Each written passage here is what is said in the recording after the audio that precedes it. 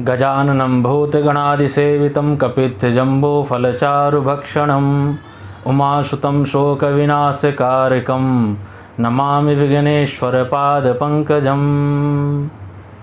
आप सभी भक्तों को मेरा प्रेम भरा राधे राधे। आज मैं आपको कलंक चतुर्थी व्रत कथा को सुनाने जा रहा हूँ।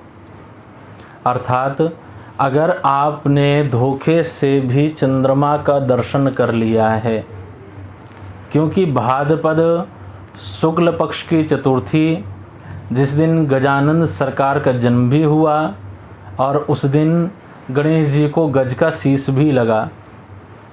भगवान भोलेनाथ ने अपने त्रिशूल के द्वारा श्री गणेश जी के सर को धड़ से अलग कर दिया था और माँ पार्वती के कहने पर, रुदन करने पर, देवताओं की प्रार्थना करने पर पुनः गज का शीश रखा गया, जिस पर चंद्रमा ने हंसी उड़ाई और हंसने लगा। तो श्री गणेश जी महाराज ने उसको श्राप दिया कि तुझे एक दिन के लिए कलंक लगेगा, काला हो जाएगा।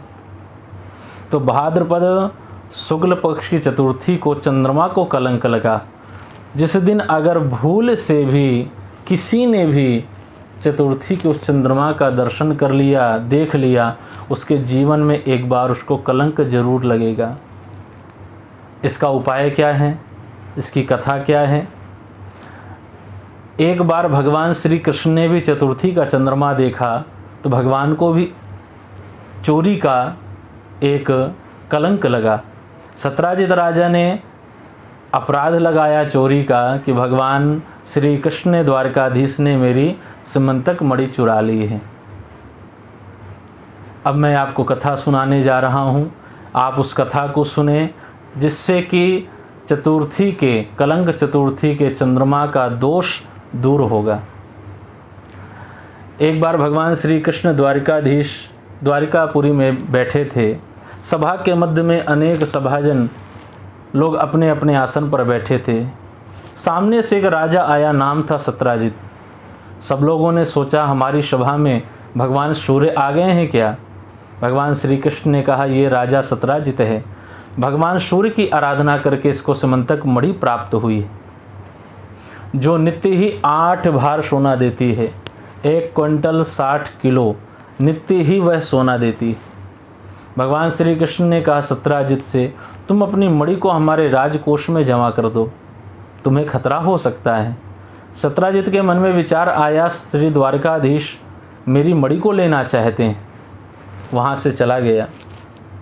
उसी दिन उसका भाई प्रसेन अपने भाई से मणि मांगी और शिकार खेलने के लिए जंगल को गया। घोड़े पर बैठकर शिकार खेलने के लिए जंगल की ओर जब वह गया तो सामने से एक सिंह ने उसका शिकार किया, उसके घोड़े को भी मार दिया और प्रसेन को भी मार दिया। उसके हाथ में जो मणि थी प्रसेन के, वो सिंह के हाथ में आ गई। वहीं से एक भालू निकल रहा था, रीछ। उस भालू ने सिंह को मार दिया और उस मणि को लेकर के अपनी पुत्री जाम्बवती को दिया। यहाँ पर कुछ दिनों तक इंतजार करने पर पता लगा कि अभी प्रसेन वापस लौटकर नहीं आया।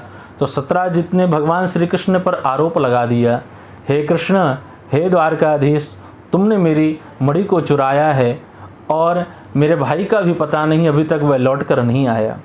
भगवान श्री कृष्ण ने कहा चिंता मत करो, मैं वचन देता हूँ कि तुम्हारी मणि मैं ला करके दूंगा। भगवान श्री कृष्ण अपने सहयोगियों के साथ, सैनिकों के साथ धीरे धीरे जंगल की ओर गए तो उन्होंने प्रसेन को मरा देखा। अश्व भी मरा हुआ पड़ा हुआ है। कुछ दूर आगे बढ़े तो एक सिंह मरा हुआ पड़ा है। थोड़ा और आगे बढ़े तो एक भालू के निशान दिखाई दिए।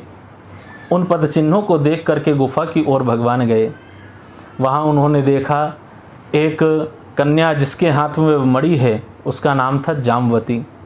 भगवान श्री कृष्ण ने कहा, हे देवी, तुम इस मणि को मुझे दे दो, ये सत्राजित राजा की है, उसने मेरे ऊपर कलंक लगाया है कि मैंने इसको चोरी की है। जाम्बवती शोर करने लगी और अपने पिता को बुलाया तो दौड़ करके वह भालू रीछ जाम्बवंत वहाँ दौड़ करके आए और भगवान श्री कृष्ण के ऊपर प्रहार करने लगे। 28 दिनों तक यह युद्ध चला और भगवान ने जब क्रोध में आकर के मुष्टिका का प्रहार किया तो उसके समस्त दांत बाहर आ गए। तो समझ गया आज जामवंत की भगवान श्री राम का अवतार कृष्ण रूप में द्वापर युग में हो चुका है। भगवान से प्रार्थना करने लगा, हे द्वारिकाधीश, मैं समझ गया आप प्रभु राम हैं, अवतार लेकर के श्री कृष्ण का आए हैं। आप मेरी पुत्री के साथ विवाह कर लें और इस मणि को आप स्वीकार करें। उस मणि को लेकर के भगवान श्री कृष्ण ने सत्यराजित राजा को दिया और उस कलंक से भगवान की मुक्ति हुई, उस कलंक से छुटकारा हुआ। जो भी इस कथा को श्रवण करते हैं, अगर अनजाने में ही चतुर्थी के चंद्रमा का दर्शन कर लिया हो तो उस दोष से वह मुक्त हो जाते हैं। आप सभी के ऊपर भगवान श्री कृष्ण की, श्री गणेश जी महाराज की कृपा बनी रहे। अनंत अनंत शुभकामनाएं। राधे राधे।